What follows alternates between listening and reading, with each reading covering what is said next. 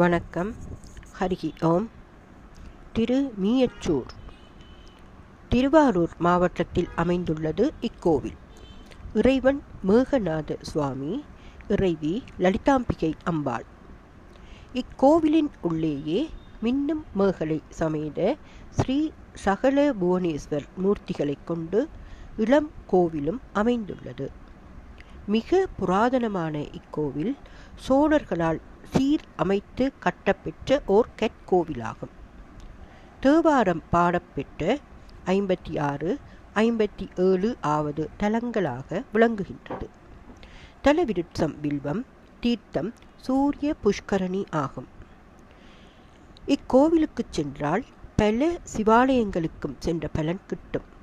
ஏனெனில் இங்கு விநாயகர், தட்சிணாமூர்த்தி, மகாவிஷ்ணு, பிரம்மா, வாயுலிங்கம், தேயுலிங்கம், சண்டிகேஸ்வரர், ஆகாஷலிங்கம், அருணாச்சலேஸ்வரர் என பல தெய்வ உருவங்கள் காணப்படுகின்றன.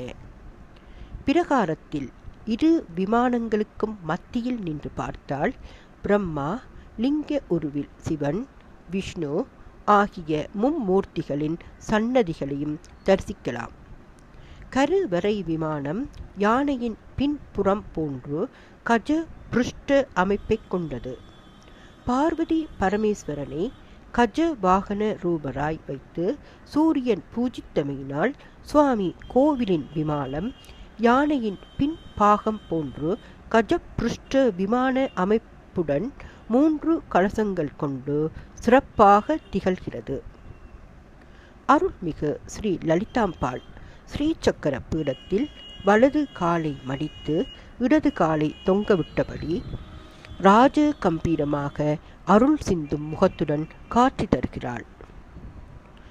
சூரியனின் சாரதி அருணன்.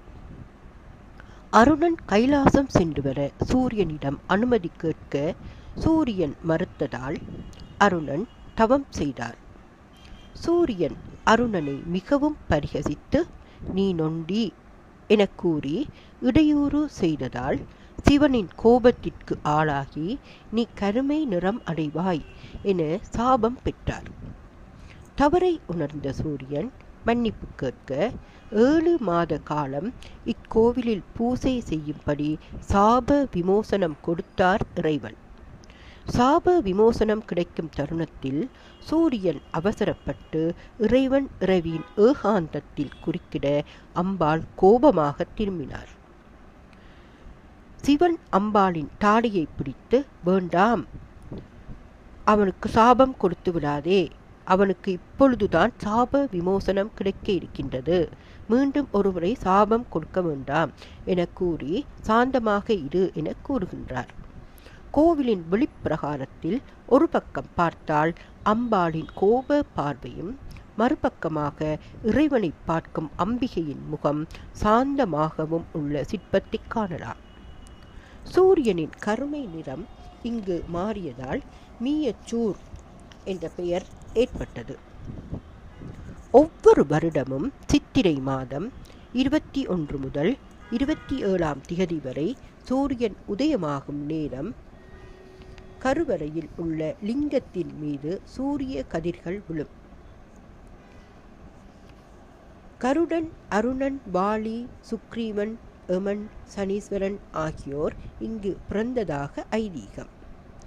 யமன் இங்கு 1008 சங்காபிஷேகம் செய்து பிரண்டை சாதம் படைத்து வணங்கி தோஷ நிவர்த்தி பெற்றான். பண்டாசுரன் என்ற அரக்கன் தேவர்களையும் முனிவர்களையும் மிக துன்புறுத்த அவனை அழிப்பதற்காக வேள்வி குண்டத்தில் இருந்து ஸ்ரீ சக்கர ரதத்தில் லலிதாம்பாள் தோன்றினாள். அவனை அழித்த பின் உக்கிரம் குறையாததால் இறைவனின் ஆணைப்படி இங்கு வந்து தவம் செய்தார். அவளின் கோபம் தணிய வேண்டி வசின்யாதி தேவதைகள் லலிதா சகஸ்ரநாமத்தை அம்பாளை வர்ணித்தும் புகழ்ந்தும் பாடினர். இந்த லலிதா சகஸ்ரநாமம் ஹயக்ரீவரால் அகஸ்தியருக்கு உபதேசிக்கப்பட்டு அவர் தன் மனைவி லோபாமுத்ரையுடன் இங்கு வந்து லலிதா சகஸ்ரநாமத்துடன் லலிதா நவரத்தின மாலை என தோத்திரத்தையும் பாடி அருளினார். தினமும் இதை படிப்பவர்களுக்கு சகல ஐஸ்வர்யங்களும் கைவரப்பெறும். தினமும் லலிதா சஹஸ்ரநாமம் சொல்லும் ஓர் பெண் அவரின் கனவில் வந்த அம்பாள் தனக்கு எல்லா நகைகளும் உள்ளன, காலுக்கு கொலுசு மட்டும் இல்லை, அதை செய்து தரும்படி கேட்டுள்ளாள். அப்பெண் பல கோவில்களிலும் தான் கனவில் கண்ட அம்பாளை தேடி பின் மீயச்சூர் வந்து அந்த அம்பாளே தன் கனவில் வந்ததாக உணர்ந்து தங்க கால் கொலுசு கொடுத்து அதை அணிவிக்கும்படி சிவாச்சாரியர்களிடம் வேண்டினார். கொலுசு அணியும் அமைப்பு காலில் இல்லை என அவர்கள் கூறினர். அப்பெண் மீண்டும் மீண்டும் கேட்க நன்கு கால்களை ஆராய்ந்து பார்த்ததில் கொலுசு போடும் துவாரம் அபிஷேகப் பொருட்களால் அடைபட்டிருப்பது தெரிந்து அதை சரி செய்து கொலுசுகளை அணிவித்தனர். திருமணத்தடை, குழந்தை பாக்கியம் வேண்டுவோர் கொலுசு கொடுத்து நேர்த்திக்கடன் செய்கின்றனர். இத்தலத்தில் தாமரை இலைகளில் சங்கு புஷ்பத்தை வைத்து சதய நட்சத்திரத்தில் குறிப்பிட்ட ஹோரையில் சிவபெருமானை பூஜித்து அத்தாமரை இலையில் அன்னம் படைத்து அன்னதானம் செய்தால் எப்பேற்பட்ட நாட்பட்ட வியாதிகளும் மாறும், நீண்ட ஆயுள் கிட்டும்.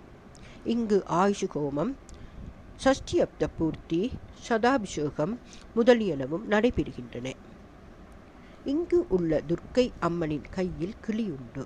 லலிதாம்பிகையிடம் வைக்கும் வேண்டுதல்களை இத்துர்க்கையிடமும் சொன்னால் கிளி ரூபத்தில் மீண்டும் மீண்டும் கோரிக்கைகளை கூறி இந்த அம்பாள் நிறைவேற்றி வைப்பாள். கோவிலை சுற்றி ஏராளமான கிளிகள் காணப்படுகின்றன. வருடத்தில் 3 முறை இங்கு நெக்குல தீபம் நடைபெறுகிறது. அம்பாள் சன்னதியின் முன் வாழை இலை பரப்பி பிரசாதங்கள் படைத்து சர்க்கரை பொங்கல் மீது நெய் ஊற்றி பூரண அலங்காரத்துடன் கருவறை திரை விலகும் போது அம்பாளின் பிரதி பிம்பத்தை நெய்யில் காணலாம். இக்காட்சியை காண கண் கோடி வேண்டும்.